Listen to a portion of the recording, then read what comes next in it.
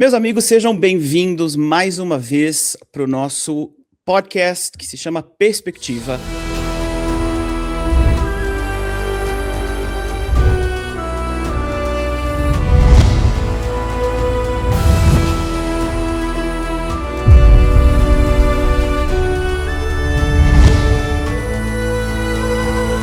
Hoje eu tenho assim a honra enorme de receber uma convidada super especial. Eu vou conversar com a Índia Naftali, que é uma jornalista, uma correspondente, que tem feito um trabalho excepcional de exprimir essas verdades maravilhosas e profundas e complexas a respeito de Israel para tanta gente do mundo inteiro em inglês. Ela é incrível, fala um português maravilhoso, vai conversar com a gente aqui ao longo de todo o podcast em português, e ela está começando hoje um novo programa num veículo de comunicação aqui em Israel, que se chama Ynet. Então é uma honra gigante ter a presença da Índia Naftali junto conosco. Índia, seja bem-vinda. Obrigada, Rodrigo. Como você está? Olha, eu tô bem. Esses não têm sido dias, simples, né? Fáceis, acho que para nenhum de nós aqui em Israel. A gente está vivendo um período de tensão, de dificuldade, que já vem se estendendo aí desde o dia 7 de outubro, mas que agora parece que está chegando num ápice, né? Eu acho que é a expectativa que eu tenho, e a gente estava conversando um pouquinho antes de começar aqui o programa, e reconheço que essa é a mesma expectativa que você tem também.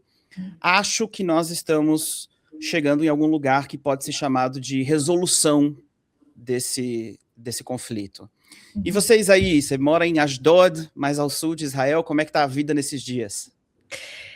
Nossa, a gente acordou com sirenes, então estou muito cansada, igual todo o resto do país, mas somos vivos, a gente está vivo, felizes, porque a gente tem essa vida, a proteção de Deus, e agradecemos todo o IDF que está nos protegendo agora, trabalhando, guerreando agora, e é isso.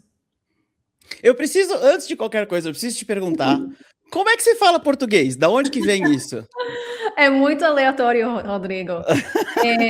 Porque meu nome é Índia, eu sou dos Estados Unidos, eu falo português, então, ok, eu sempre amei cultura brasileira. Eu jogava futebol quando eu era menina, e quando eu vi o Copa do Mundo na televisão em 2014, que aconteceu no Brasil, passou no Brasil, Sim. e me apaixonei com a cultura, vi tudo na televisão, a cultura, o povo, e eu disse, nossa, eu quero conhecer o Brasil. Eu descobri que vocês não falam espanhol, vocês falam português. Eu acho que eu tinha só 15 anos, então não sabia.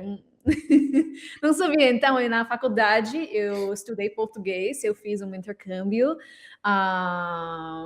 lá no Brasil, passei 6 meses em Minas Gerais, 6 meses em São Paulo e 2 meses em Florianópolis. Uau, Então, pertinho de onde eu... de onde você é? Eu sou de Blumenau, Santa Catarina. Floripa é a capital. Conheço Blumenau. Olha, cara, então, mundo pequeno. Então, por isso eu falo português, não falo perfeitamente. Eu fico muito feliz que agora eu tenho essa oportunidade de praticar, porque aqui em Israel não falamos português. Talvez você, em casa, mas a gente fala hebraico, então eu uso mais hebraico e inglês do que português. Então, qualquer oportunidade que eu tenho para usar português, eu uso. Maravilha. Aqui em casa a gente fala hebraico normalmente. A minha esposa não é brasileira, né? Então, aqui em casa com os filhos e tal, a gente fala só hebraico, mas ela também aprendeu a falar português ainda antes da gente começar a namorar e tal. também porque ela amava a cultura do Brasil, e aí, hoje em dia, o português é a nossa língua secreta, assim, quando a gente quer conversar sem Ok. ninguém mais entender, aí a gente fala um com o outro em português, e, É, e aí adorei funciona. isso. Mas, Índia, vamos lá.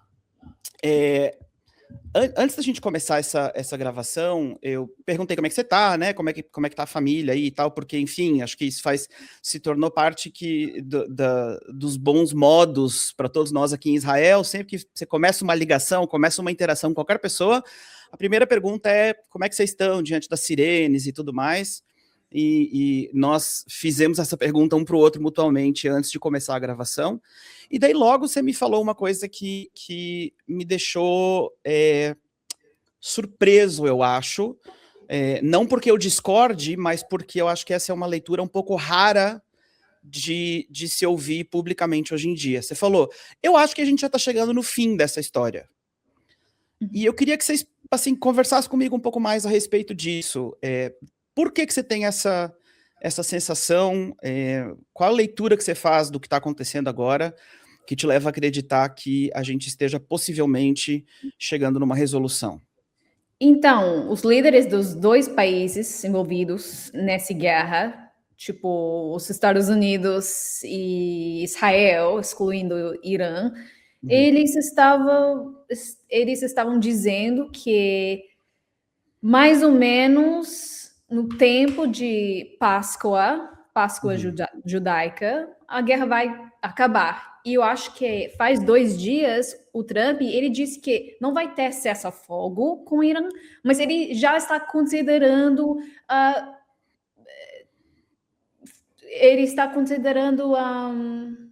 fechar as coisas. Faz sentido? Sim, sim. Ele fez uma,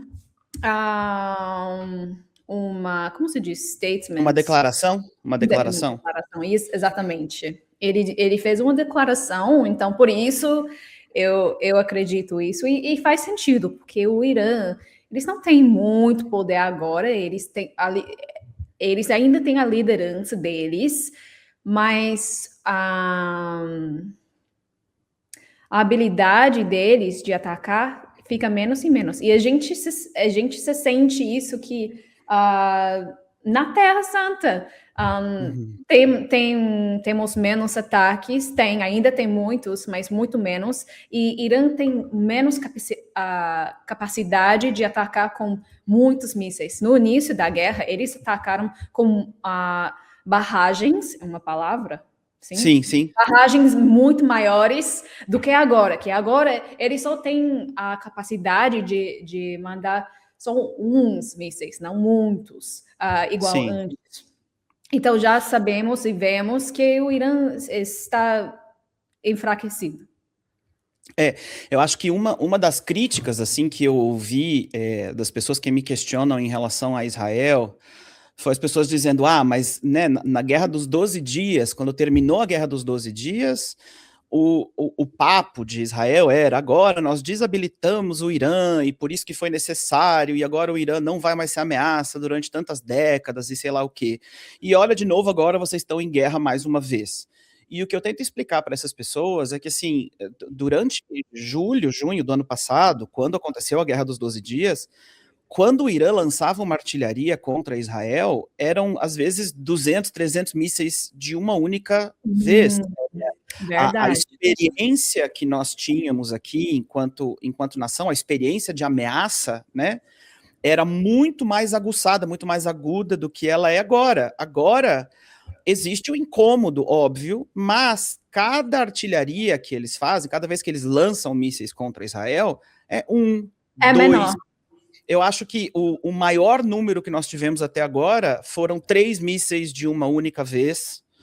Não 200, não 300 mísseis, não o que eles haviam prometido, né? Haviam prometido milhares de mísseis cruzando o céu de Israel em todo momento e tal. E isso, de fato, a gente não está vendo nem do Irã, muito menos do Líbano, né? Do Hezbollah, porque a ameaça do Hezbollah era que nós poderíamos ver milhares, eles têm um arsenal gigante, tinham um arsenal gigantesco de mísseis, e que podiam lançar todos eles no apertar de um botãozinho só, E a gente não está vendo isso.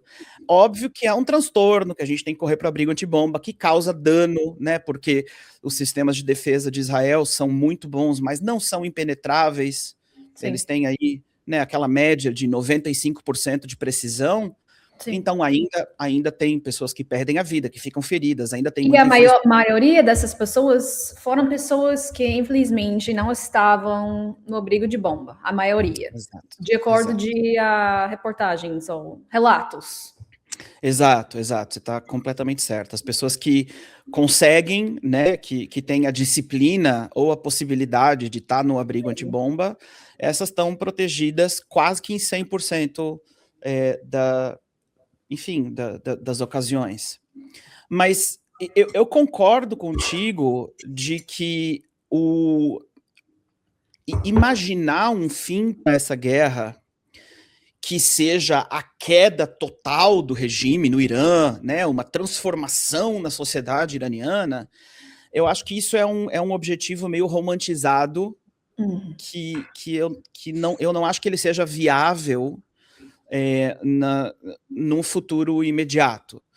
Até porque se a gente for pegar a Revolução de 79, por exemplo, né, foram milhões de iranianos nas ruas durante um ano inteiro para, no final, conseguir realizar uma mudança de regime. O Irã é um país muito grande, com uma população muito grande, então a estrutura do regime revolucionário está muito enraizada no Irã. Então eu concordo que essa não seja, tipo assim, não é isso que vai determinar se a guerra foi bem sucedida ou não. Isso depende muito do povo do Irã. Mas eu queria te perguntar, o que você considera que seja enquanto jornalista e enquanto cidadã aqui de Israel, que está vivendo aqui, que tá criando tua família aqui, o que você considera que seja um ponto aceitável, assim, de dizer, não, aqui fizemos o que precisa ser feito e de agora em diante a gente pode considerar que essa guerra acabou? Então, eu quero começar assim, porque é muito bom que você mencionou a revolução iraniana. Ok, para Israel, pelo menos, não foi uma das metas dessa guerra, uma mudança de regime. Eu quero dizer isso, que não foi uma das metas. Então, a gente não perdeu, isso não quer dizer que a gente perdeu essa guerra, que os Estados Unidos e Israel perderam essa guerra, porque a gente não viu essa mudança de regime. Essa não foi uma das metas. Por outro lado, sim, é um pouco decepcionante, porque todos nós queríamos ver essa mudança, mas igual que você disse, vai ter que levar muito mais do povo iraniano para lutar, para pressionar esse regime, para ver essa mudança em realidade. Mas o que foi a sua pergunta sobre a guerra e o fim? Qual que tu considerarias, assim, o ponto que dá para dizer, ok, Israel fez o que precisava fazer, agora a gente pode terminar essa guerra com uma consciência limpa? Então, eu acredito que eles vão ter que decidir que eles danificaram, posso dizer? Danificaram. Danificaram os recursos nucleares suficientes do Irã. É do Irã ou de Irã? Eu estou aprendendo do Irã. Ok, não agora tem problema, você está indo muito bem, está maravilhoso. Obrigada, porque é muito difícil falar sobre notícias, política e tudo em português, e eu preciso me aquecer um pouco mais. Tá ótimo. Para danificar mais recursos nucleares do Irã. Mas, na verdade, não sabemos. Eu acho que o Trump ele vai ter que decidir mesmo. E ele diz que o Israel vai concordar quando o tempo vai chegar com ele, quando o tempo chega. Ele disse isso, não sei se isso faz sentido, eu vou buscar a citação aqui, mas ele disse Eu, que Israel vai concordar a terminar essa guerra quando ele diz. sim, sim. Ele é muito elusivo, assim, né? Quando ele tá falando sobre um timeline dessa guerra. Ele, por um lado, Sim, ele diz, ele, a ele, gente já, sim, ele diz já, Israel vai acreditar a terminar essa guerra quando ele está pronto. pronto, Exatamente o exato, que ele diz, pronto. Ele exato, usou essa palavra, eu sei, essa palavra não diz muito, mas quando ele está pronto. exato. E o Trump é uma figura complexa, né? Eu acho que tem ficado surpreso com ele, vez após vez, porque eu acho que principalmente nessa questão do Irã, ele está fazendo algo que é muito heróico, é muito corajoso, porque ele está, de uma certa forma, ele está arriscando o futuro do plano político do Partido Republicano. Ele Sim, está porque temos eleições esse ano. exato, tem as midterm elections, né? As Só eleições do Congresso, então, para quem de não entende, só do Congresso, não da presidência. exato, e isso é o que determina, de fato, a governabilidade né, Exatamente. enfim. E a gente tá sendo testemunha de uma parcela significativa da população republicana nos Estados Unidos que é muito mais isolacionista, né, que não gostaria que os Estados Unidos estivessem envolvidos em nenhum conflito e por isso se opõem a essa guerra, se opõem à intervenção americana em qualquer conflito, seja na Ucrânia ou aqui no Oriente Médio. Então, Trump está comprando uma guerra que pode ter um preço muito caro para ele em termos políticos.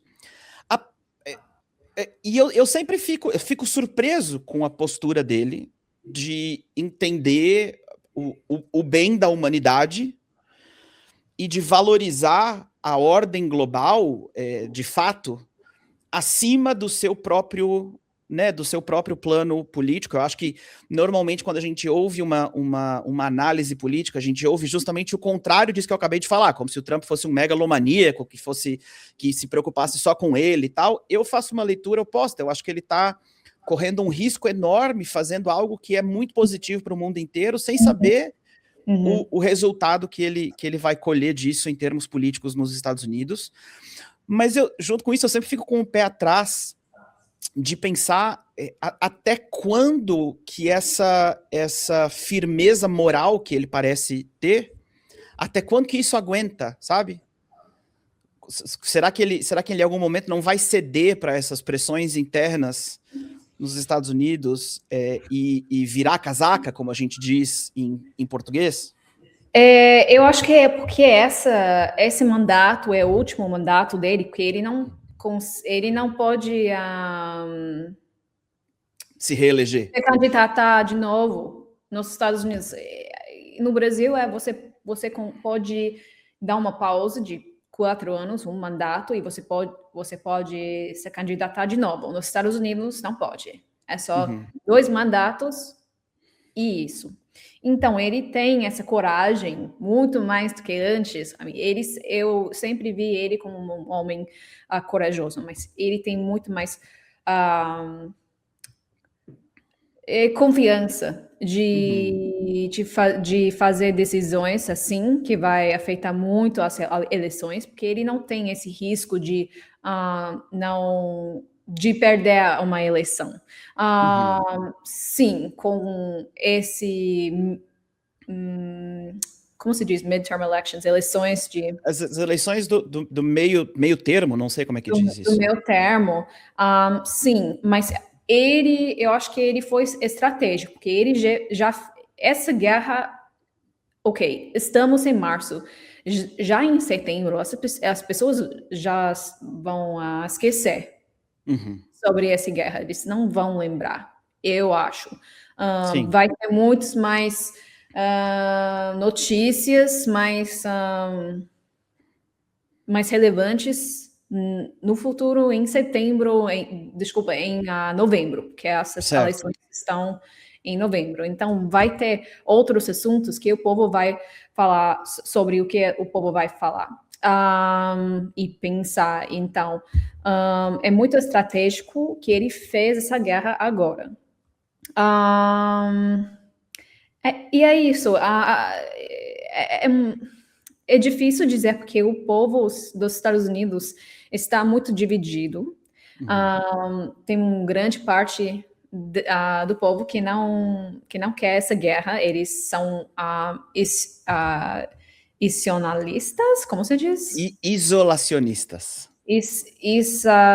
Essa palavra. Eu vou estudar depois essa palavra, isolationist, que Exactly. é um movimento que está crescendo nos Estados Unidos, particularmente na direita.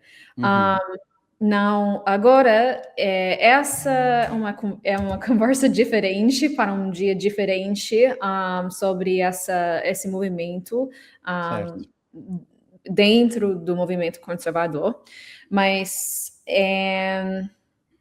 por enquanto eu acho que o Trump, ele sabe o que ele está fazendo e ele não tem medo ou dúvidas sobre o que ele fez em relação com essa guerra.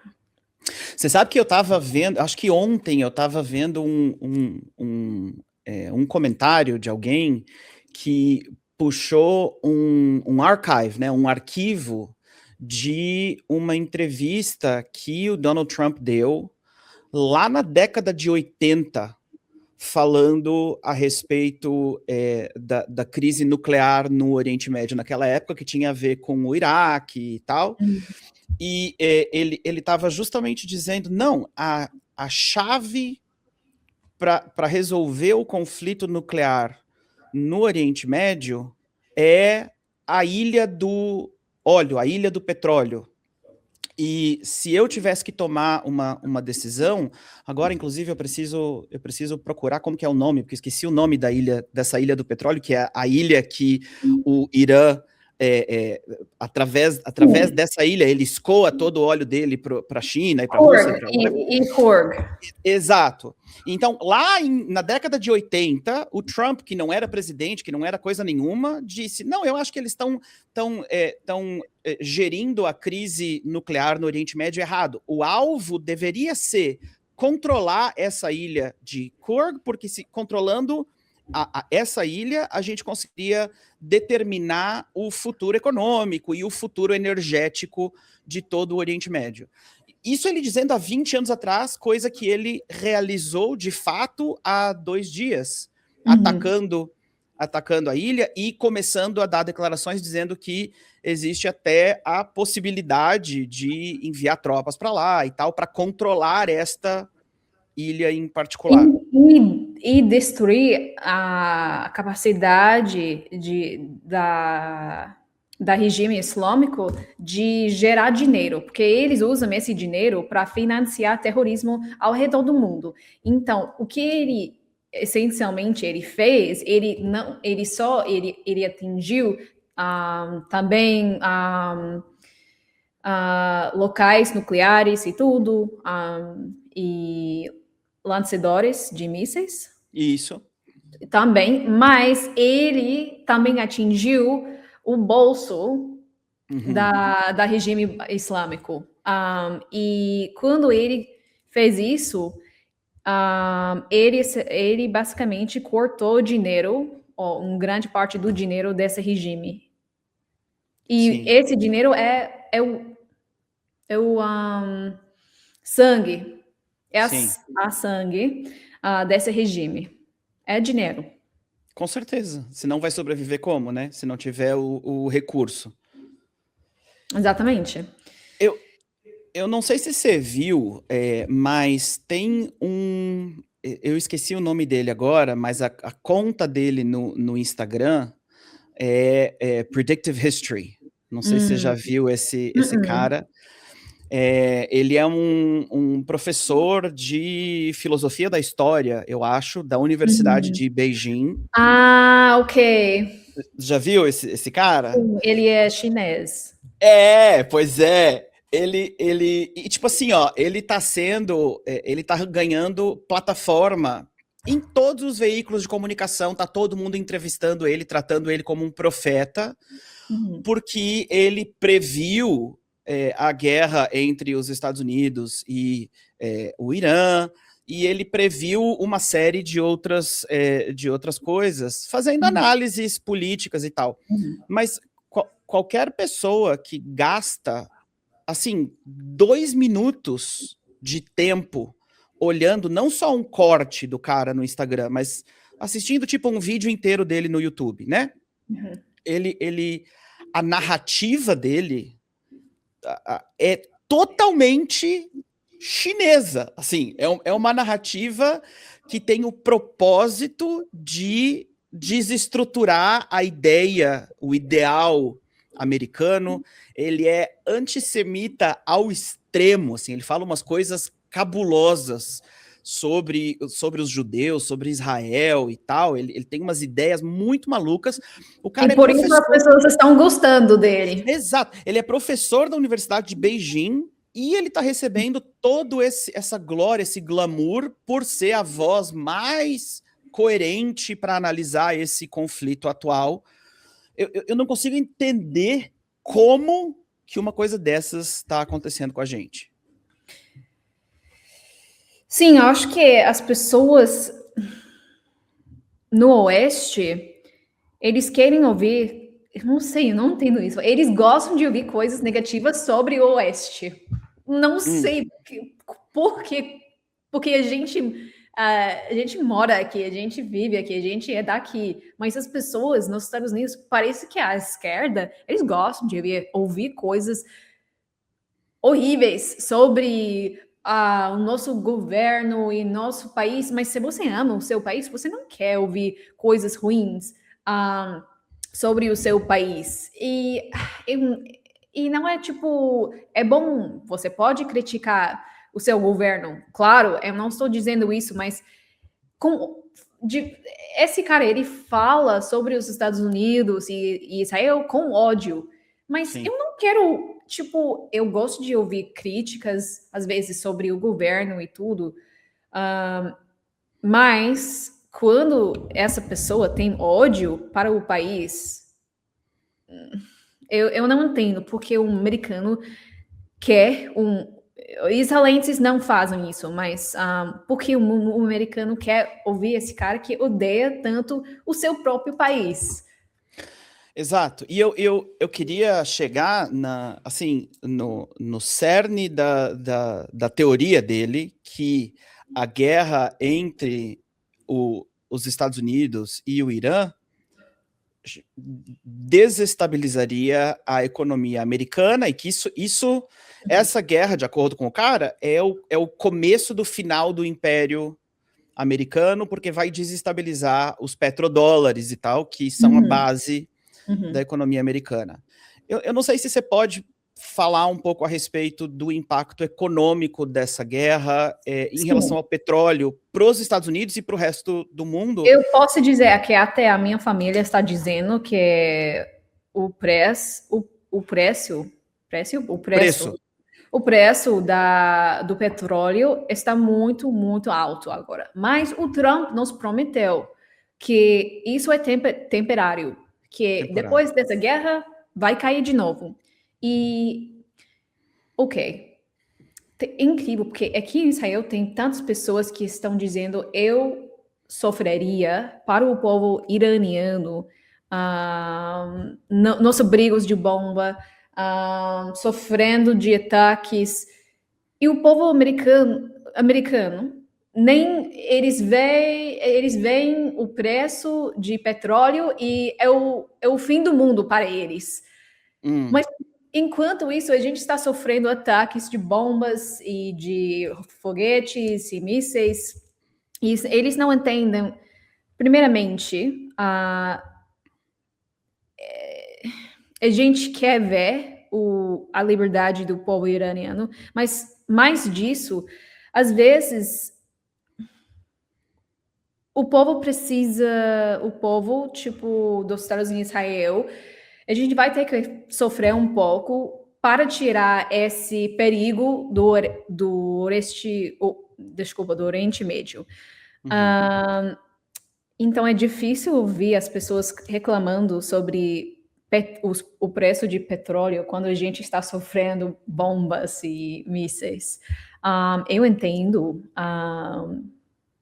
que as pessoas não querem pagar muito para petróleo, mas realmente tem pessoas sofrendo aqui no Oriente Médio e também nos Estados Unidos por causa desse regime. Eles não entendem que esse regime, todo dia desde 1979, eles estão dizendo morte aos Estados Unidos, morte a Israel.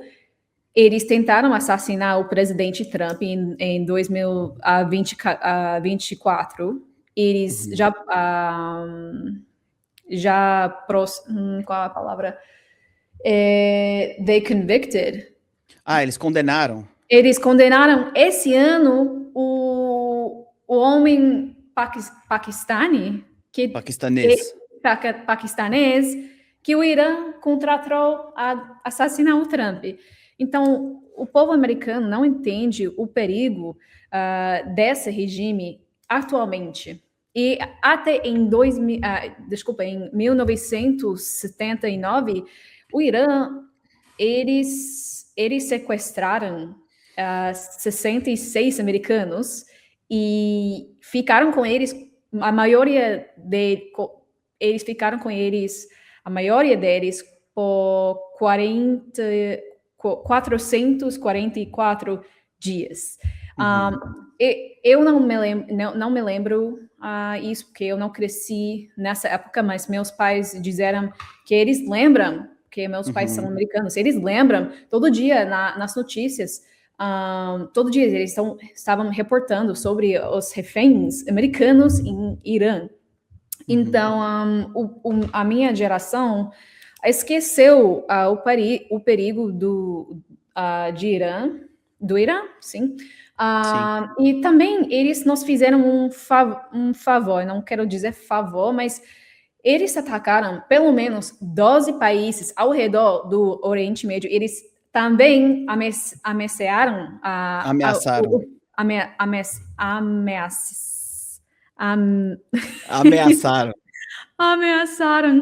Muito bom. a Ucrânia também. Isso mostra as cores verdadeiras do Irã, que eles não podem ser confiados, a gente não pode confiar neles. De ter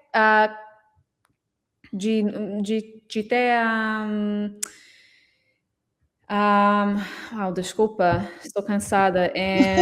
Tudo bem. Armas nucleares, desculpa. Isso. Eu acho que essa questão dos armamentos, assim, nós temos vários exemplos disso agora, né? Por exemplo, apesar de não conseguirem lançar uma quantidade muito grande de mísseis contra Israel, eles estão lançando mísseis mais mortíferos, mais problemáticos. Por exemplo, tem essa munição nova que foi introduzida só agora no conflito, que o míssil ele sai do Irã como um único míssil, percorre, né, sai da atmosfera, volta para a atmosfera. Quando ele está chegando no alvo aqui em Israel, ele a cabeça do míssil desacopla e ele se transforma em uma sequência de talvez algumas centenas de mísseis menores que alcançam... Cara, o propósito disso, um míssil desse não consegue destruir uma usina, destruir uma base militar, não é para matar a infraestrutura, isso é para matar civil, é para matar gente, né? E é um tipo de munição que não é permitido de acordo com nenhuma ideia da lei internacional e tal. Então esse é um exemplo, eles estão utilizando todo dia chove aqui em Israel. Agora, eu não sei se você está se você tem essa experiência, mas a gente já aprendeu a identificar pelo barulho o tipo de míssil que é. Como eu tô muito pertinho de Haifa, né? E Haifa está sendo muito bombardeado nesses dias. Então, quando é um míssil desses, a gente já sabe ouvir o barulho e dizer, pô, teve uma explosão grande, daí por uns 30 segundos um monte de explosãozinha pequena, você sabe que é esse. E isso é uma infração enorme do direito internacional, de todas as constituições de guerra e tal. Outro exemplo, o regime do Irã, a vida inteira, proclamou que eles não teriam mísseis com um alcance maior do que 2.000 quilômetros. E agora eles atacaram uma base americana e inglesa, né, uma base compartilhada pelos Estados Unidos e pela Inglaterra, lá no Oceano Índico, a 4.000 quilômetros de distância do Irã. Então, se eles têm míssil que alcança 4.000 quilômetros, eles podem atacar Paris, podem atacar Londres, podem atacar Berlim, podem atacar onde eles quiserem, basicamente, na Europa. Sim, como eu disse, o Irã não pode ser confiável com munições nucleares. Eles vão usar, eles nos mostraram agora que eles vão usar. Em inglês, a gente tem um termo, não sei se vocês têm esse termo ou expressão também em português, mas quando alguém fica muito bravo, eles querem, tipo... eu aprendi essa expressão. Quebrar o pau? Chutar o pau da barraca? Também, isso, sim.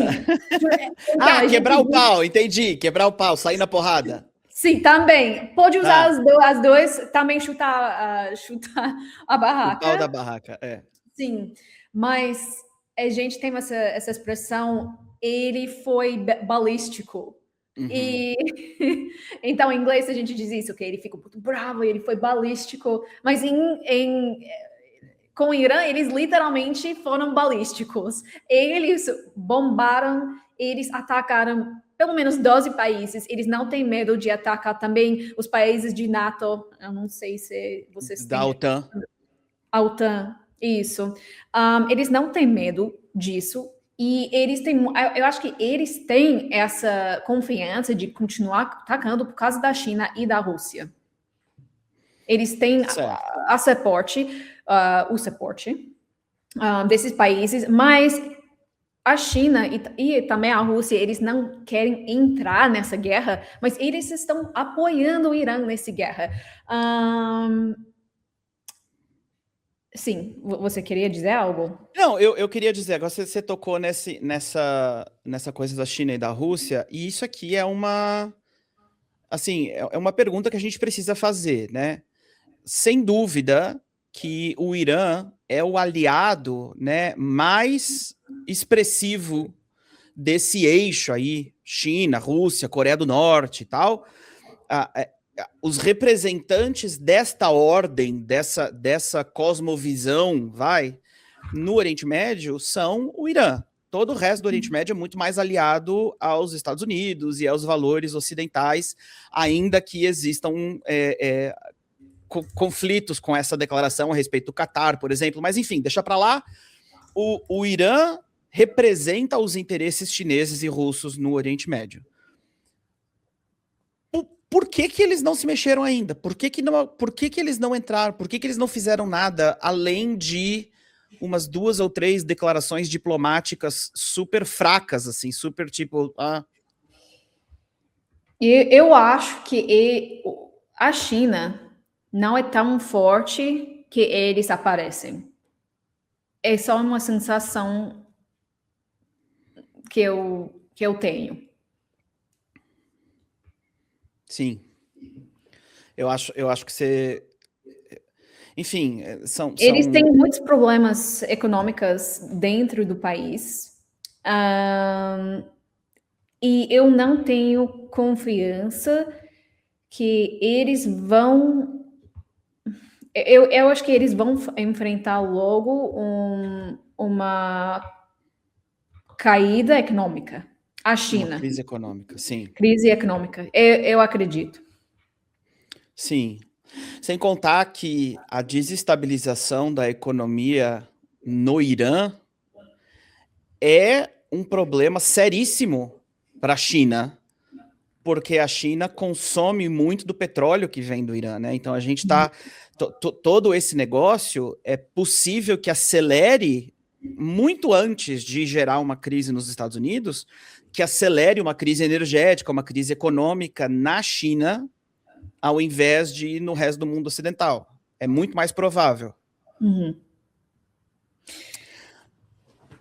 E o que as pessoas no Brasil estão dizendo sobre essa guerra?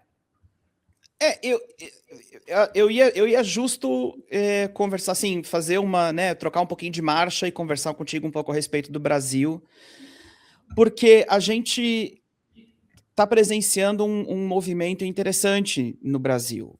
Por um lado, nós temos aquilo que eu enxergo como a maioria da população, que é conservadora no Brasil, que o Brasil é uma nação assim majoritariamente cristã, seja católica ou evangélica, mas que preza pelos valores cristãos e, portanto, sempre prezou por um relacionamento pacífico com Israel, principalmente durante o governo do Bolsonaro, né? A aliança entre o Brasil e Israel floresceu demais, cresceu muito, se tornou meio que uma das bandeiras da direita, uma das bandeiras do conservadorismo no Brasil. Eu vejo na rua, Avenida Paulista, eu sempre vejo a bandeira dos Estados Unidos e de Israel.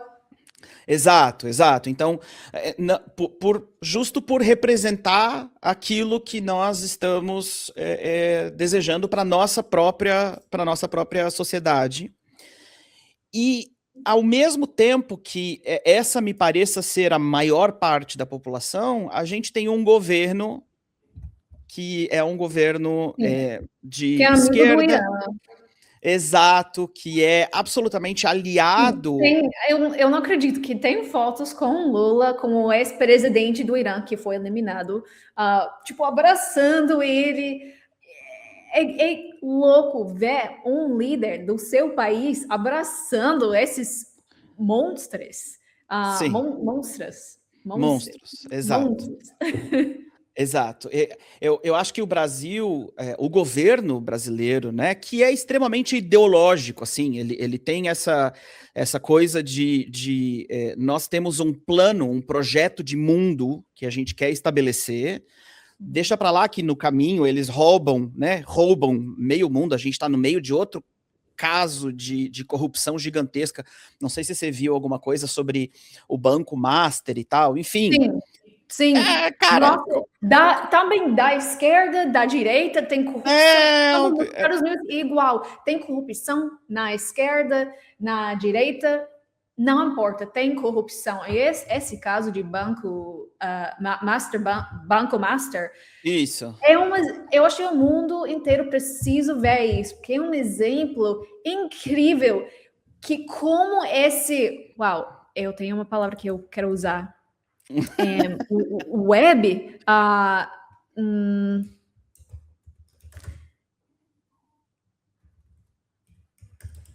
estou usando o tradutor. Teia de aranha é igual teia de aranha com todo mundo, não importa qual lado. E eu acho que as pessoas precisam entender que essa corrupção é dois lados da mesma moeda, a gente diz em inglês. Incrível ver esse caso. Eu vi que até a revista The Economist escreveu sobre o Banco Master, que é incrível, que esse caso de corrupção de vocês, do Brasil, acabou nas notícias internacionais, porque foi tão grande, tão incrível ver que não acontece só no Brasil, só foi exposto no Brasil. Exato. E é exatamente isso que está acontecendo no mundo inteiro. Tem juízes, tem empreendedores, tem tem todo mundo que está participando nessa teia de aranha. Isso. Tem um sistema que é muito claramente preocupado com se autopropagar, com preservar o seu poder e que se lasque a população no meio do caminho. E a minha leitura, a minha visão, a minha esperança dessa história toda é que todo mundo, independente da filiação partidária ou ideológica, seja da esquerda ou da direita, quem estiver envolvido com corrupção tem que pagar e ponto final. Eu acho que isso enfim, assim, é o mínimo, é o básico, né? Mas o que me espanta na realidade do Brasil, como nós estamos vivendo hoje em dia, é de ter assim, vou chamar, desculpa, não quero ofender ninguém, mas de haver uma depravação moral, sabe? Um problema, parece um problema mental, assim, uma incapacidade de discernir, de distinguir entre o certo e o errado. Sim. Que faz o governo do Brasil se alinhar com o Irã, com esse tipo de postura, sabe? Insistir em condenar vez após vez o governo israelense com as palavras mais duras, mais terríveis contra o Benjamin Netanyahu e tudo mais, e o povo, a população de Israel, enquanto é extremamente ameno e brando contra todos os ditadores que estão cometendo atrocidades e coisas absurdas no resto do mundo. Eu não me desce pela goela um negócio desse. Eu quero dizer que sobre tudo que a gente conversou, ninguém entende. A gente está conversando, tentando entender. Eu já entrevistei muitas pessoas sobre todos esses assuntos e todo mundo tem uma opinião, mas ninguém sabe a resposta. Ninguém sabe 100% quando essa guerra vai terminar, como essa corrupção acontece, o que vai acontecer depois dessa guerra, quais interesses a China tem nessa guerra. Tipo, tudo é um mistério. Essa é a palavra sobre os tempos que estamos vivendo agora. Um mistério, porque tem tanta informação e desinformação, e estamos vivendo numa época tão confusa, porque a verdade realmente está escondida e só as pessoas que realmente buscam vão chegar mais perto, mas eu nem quero dizer que eles vão achar, porque no fim do fim, eu não encontrei nem entrevistei ninguém que tem todas as respostas. Eles vão falar, tipo, ninguém vai te responder diretamente por que a China fez isso, por que a Irã fez isso. Ninguém sabe nada. Então eu quero dizer para todo mundo, se você está confused, não? Confuso, todo mundo aqui também. A gente fica conversando e a gente não quase nunca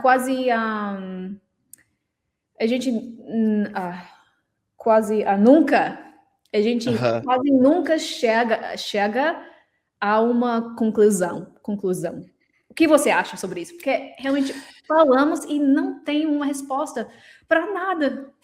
Eu acho que você está absolutamente certa. A minha tendência é a de tentar, ao invés de focar no micro, assim, né, o que está acontecendo exatamente agora, verdade.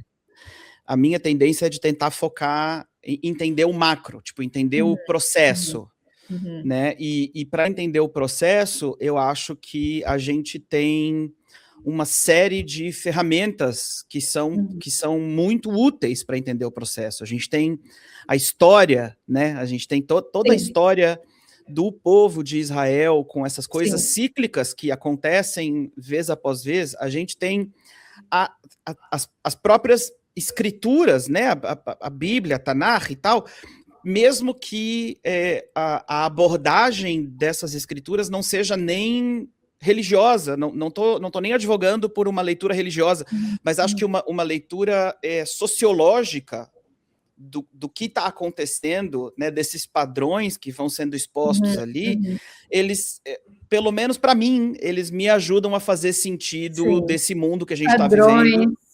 Padrões, exato. Ao invés de tentar apontar exatamente o que é o que, entender todos os detalhes, a minha sanidade mental exige que eu, pelo menos, tente entender o padrão, e daí, entendendo o padrão, eu entendo que a coisa parece maluca, mas que tem alguma ordem que é positiva, que é boa, que o final das coisas parece terminar no bem, né? Eu acho que as coisas, pelo menos essa é o meu positivismo, assim, de acreditar que se a gente ainda não chegou no bem, é porque a gente ainda não chegou no fim da coisa.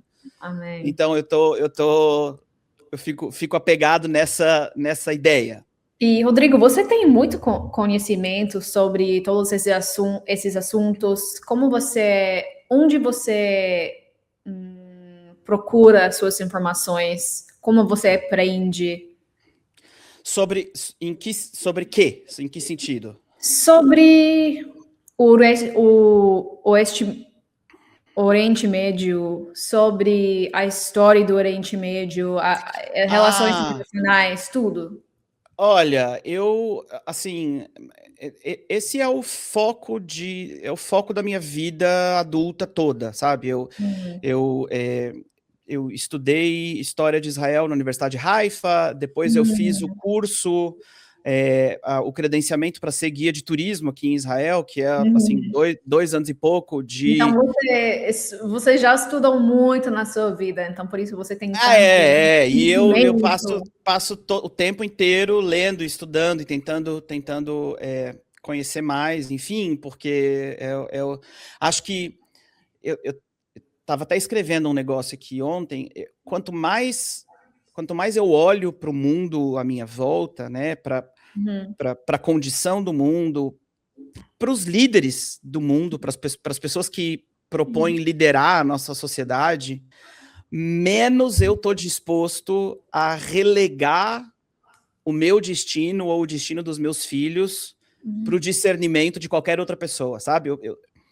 Toda vez eu fico pensando, cara, eu preciso entender, eu preciso, na medida do que a minha mente consegue, mas eu preciso conseguir enxergar o que está acontecendo com a maior quantidade de clareza, porque confiar na motivação dos políticos e dos jornalistas está cada vez mais difícil.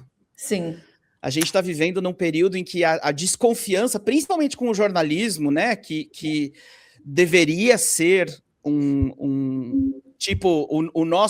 a nossa salvação contra a corrupção e tal, e a gente está vendo o contrário, tipo, o jornalismo está cooperando com a corrupção, cada vez mais a mentira está disfarçada de verdade, então, enfim, eu sou, sabe, eu sou desconfiado por natureza, eu quero tentar entender sozinho.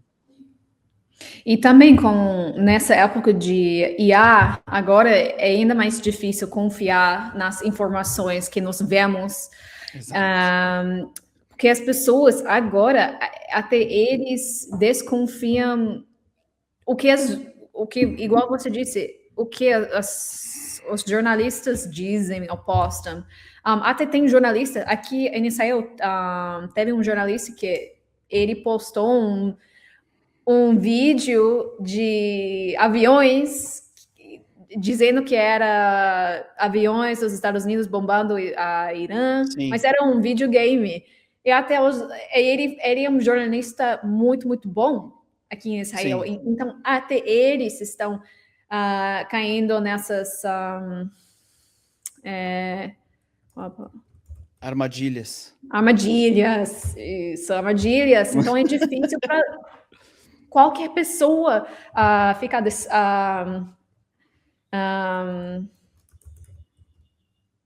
Confiar, né? Enganada, Exato. enganada. E tipo, você é jornalista e eu tô aqui conversando contigo, em primeiro lugar, porque eu super respeito o teu trabalho e sei que você é uma fonte segura Obrigada. de informação. Mas eu vou soar velho agora, tá? Eu cresci numa época do Brasil em que a ideia que a gente tinha de o jornalismo no Brasil, ele sempre foi muito diferente do jornalismo americano, Sim. no sentido de a expectativa que a gente, enquanto população, tinha quando ligava um canal de televisão para assistir um jornal, era que o jornalista era absolutamente imparcial, que ele só te dava as informações. E o criar uma ideia, criar o juízo a respeito dessas informações é teu trabalho, meu trabalho como espectador. Diferente de como era, tipo, nos Estados Unidos, que pelo menos desde que eu entendo, né, eu não cresci nos Estados Unidos, eu cresci no Brasil, mas sempre tive muito inserido na cultura americana, e desde que eu me lembro, sempre teve essa coisa da Fox News versus da CNN, tipo, da direita versus de canais, muito obviamente, que tem uma ideologia clara por detrás. Isso. A gente não tinha essa impressão no Brasil, a impressão que a gente tinha era que o jornalismo é neutro, e que cada um decide o que vai entender. E eu acho que essas últimas décadas têm sido assim um rude awakening, sabe? Um despertar terrível de entender que parece que não existe essa palavra, essa parada de neutralidade. E eu hoje, no meu... Até no Brasil, você está dizendo. Do Brasil, mas eu falo até a respeito de mim mesmo, tipo, no meu papel aqui de comunicador, redes sociais e sei lá o nome que tem esse negócio da mídia nova, né? Eu sempre digo para as pessoas, gente, essa aqui é a minha leitura, eu tento ser o mais fiel possível à história, porque eu acho que reescrever a história é um crime, né? Então eu tento ser fiel aos fatos, à história, mas é óbvio que eu não sou imparcial, porque eu sou judeu, eu sou israelense, eu vivo aqui, eu tenho... Tudo que eu falo está repleto da minha opinião. Né? O negócio mas pelo menos você diz isso, e você diz que isso é sua opinião. Exato. Eu acho que as pessoas, como jornalista, eu acho que as pessoas gostam quando eu digo esse é o fato e essa é a minha opinião. De que eu vejo, as pessoas apreciam isso no jornalismo, porque agora não tem jornalista que não tem opinião, e não tem pessoa, e eu acho que a gente já passou essa época de jornalismo imparcial. Então, sim, agora, onde nós chegamos? Agora, até eu vi que os jornais gostam de jornalistas que têm opiniões, porque eles ganham mais atenção para... É óbvio. Eles gostam. Então, por isso é importante ter uma opinião, mas é óbvio que é uma opinião. Quando alguém me convida para falar sobre Irã, eu vou falar, ok, esses são fatos, mas eu também vou dar a minha análises. Exato. Então, os jornais, eles gostam de pessoas que conseguem analisar as notícias também, eles não só querem um repórter. Existem repórteres que só reportam, existem, mas os jornalistas que fazem sucesso são os jornalistas que também são comentaristas. Sim, sim. Eu vou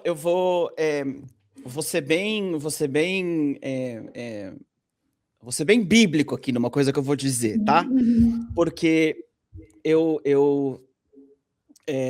enfim, eu tô escrevendo um livro a respeito disso e tal, então isso tá o tempo inteiro na minha cabeça, por isso que você tá falando agora e eu tô pensando, mas eu acho que o papel do jornalista, eu vou até usar uma declaração, assim, uma definição um pouco mais ampla, né? O papel do comentarista social e político é muito, muito parecido com o papel dos profetas da Bíblia, da Tanakh.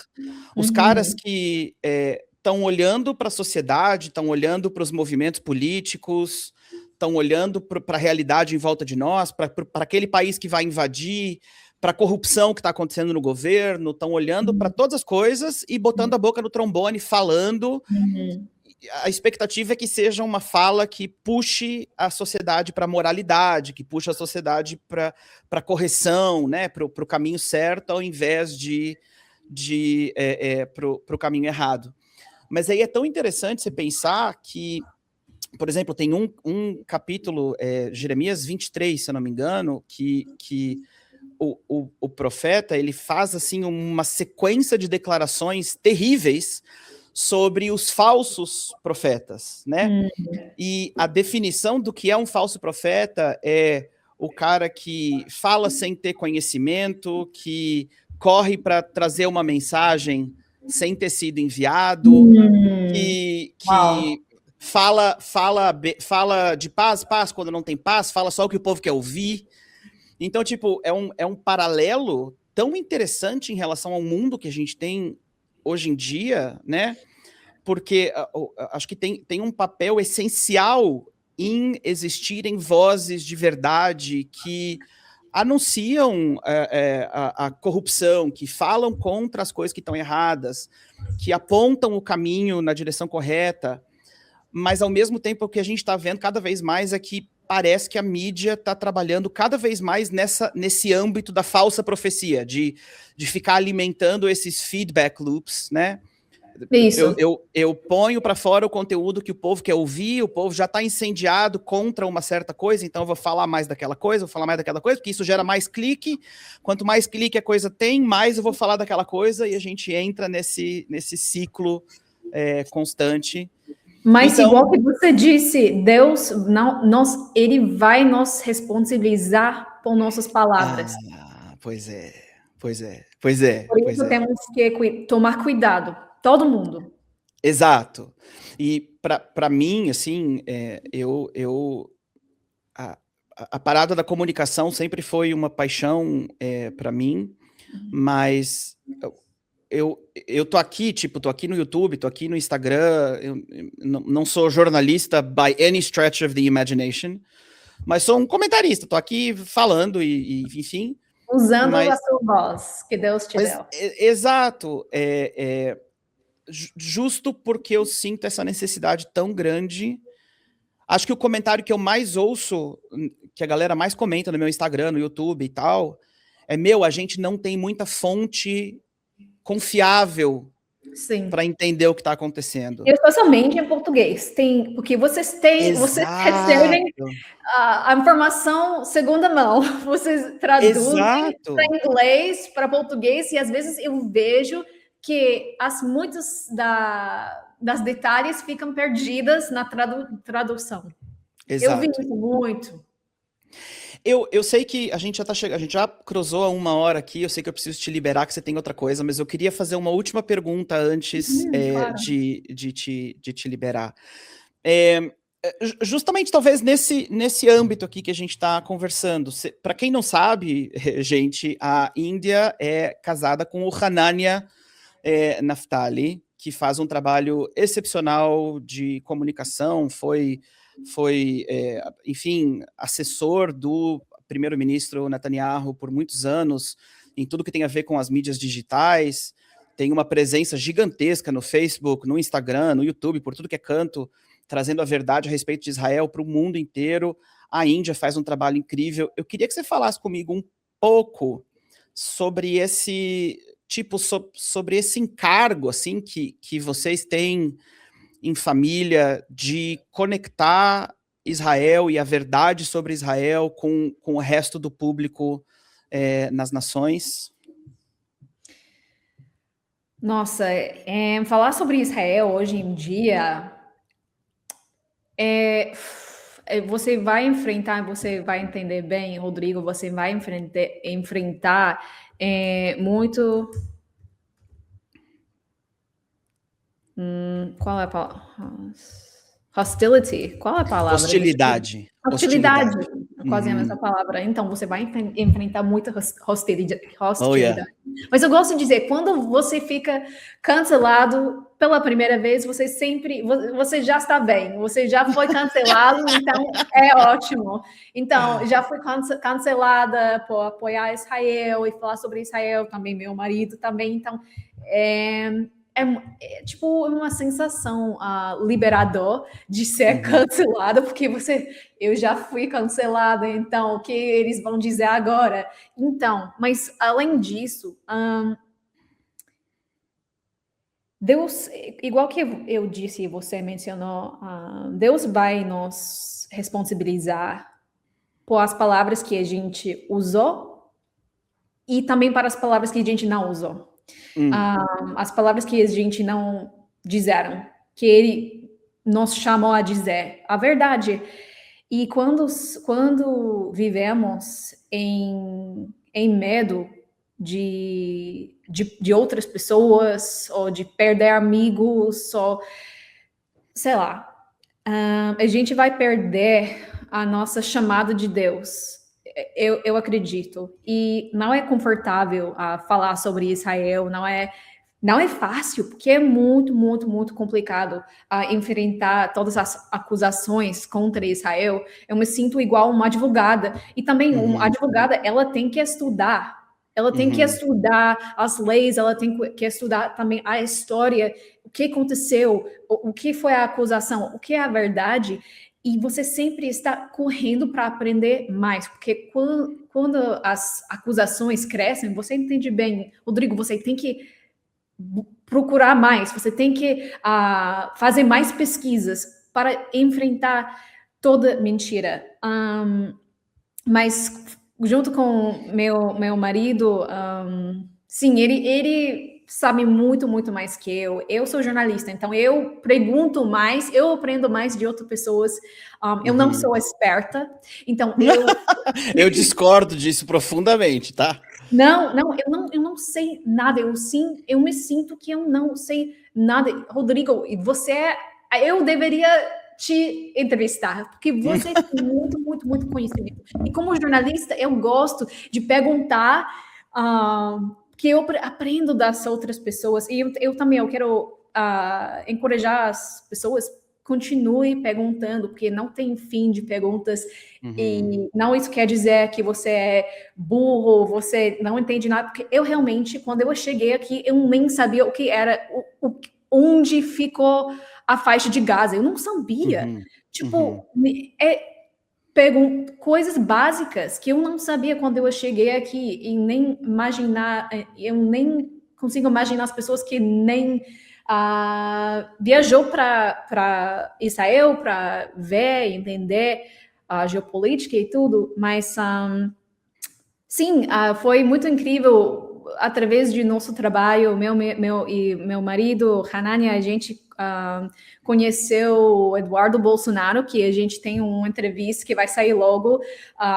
Que legal! Sim, ele visitou a nossa casa, foi incrível. E até o Eduardo, ele é muito fã do meu marido, por isso ele estava correspondendo no Instagram. E então quando o Eduardo veio para Israel, ele visitou a nossa casa, eu fiz uma entrevista em português, Hanania, ele fez uma entrevista em inglês, então a gente não postou ainda por causa da guerra, mas foi algo tão incrível encontrar outras pessoas também lá no Brasil, através desse trabalho com Israel, encontrar amigos de Israel em toda parte do mundo, e tem. Esse grupo que odeia Israel é grande, mas eles são barulhentos, posso dizer? Eles são barulhentos, mas ainda tem muitas pessoas que entendem a verdade, ou pelo menos querem saber a verdade. Sim. Índia, que conversa gostosa. Muito, muito obrigado. Uau, obrigada por aguentar o meu português. Já agora eu estou me sentindo que já me esqueci. Agora eu consigo falar mais. Nada, o português está maravilhoso. Foi muito, muito bom. Fala Muito graça. obrigado, manda um abração para o Hanania, a gente tem que fazer mais Bom, coisas juntos. juntos, sim, E, vamos, gente. gente, se por um acaso você não segue a Índia Naftali nas redes sociais, vão estar todos os perfis dela na descrição desse Eu vídeo. tenho uma conta de Instagram e Facebook em português e Olha tudo aí. em inglês. Eu tenho tudo conta em inglês, mas se vocês querem me seguir e o meu conteúdo em português, eu tenho uma página no Instagram e também no Facebook. Ainda não no YouTube, mas logo eu vou subir essa entrevista com o Eduardo Bolsonaro logo no meu canal novo de YouTube. Maravilha. E o teu programa que vai começar agora na Ynet é em inglês? É inglês. Mas ele tem link, é acessível para quem não está em Israel? Sim, eu vou mandar para você depois. Então manda para mim que eu deixo aqui. Durante essa entrevista saiu agora. Então Uau, Mazal Tov, esse kef. Que legal. Então manda para mim e eu coloco também na descrição aqui do canal. Meus amigos, muito, muito obrigado pela presença de todos vocês. Vou fazer aquele pedido básico, comenta nesse vídeo, compartilha com as pessoas, a conversa foi tão importante. Se você não é inscrito aqui no canal ainda, vai lá, se inscreva. Você pode ser assinante da minha área de membros aqui e a gente se vê na próxima. Tchau. Tchau, gente. Muito obrigada.